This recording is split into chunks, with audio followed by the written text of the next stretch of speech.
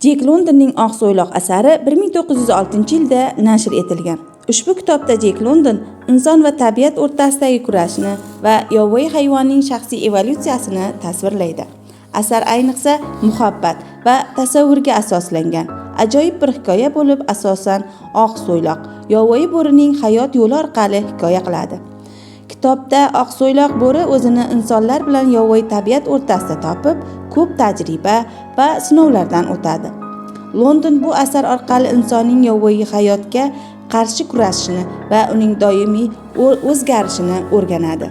Jek Londonning Oqso'yloq asari yovvoyi tabiatda tug'ilgan bo'ri Oqso'yloqning hayotini hikoya qiladi. Kitobda Oqso'yloqning yovvoyi hayotdan odamlar orasiga o'tishi va o'zining yangi dunyosiga moslashish jarayoni tasvirlanadi.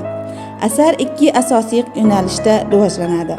Birinchi, Oqso'yloqning yovvoyi hayotdan odamlar bilan yashashga o'tishi.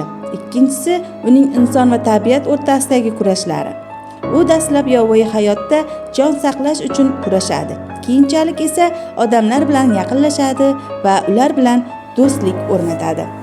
Oqso'yloq o'ziga bo'lgan ishonchni va insonlarga qarshi kurashishni o'rganadi.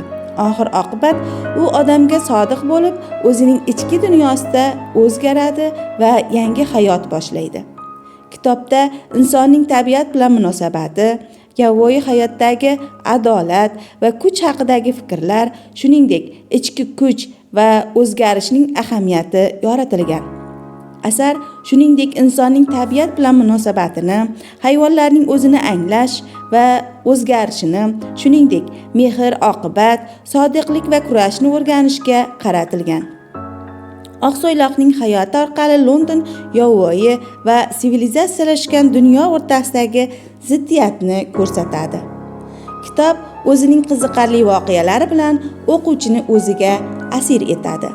Hurmatli kitobxon, ushbu kitobni o'qimoqchi bo'lsangiz, bizning Besharq axborot kutubxona markazimizga tashrif buyuring.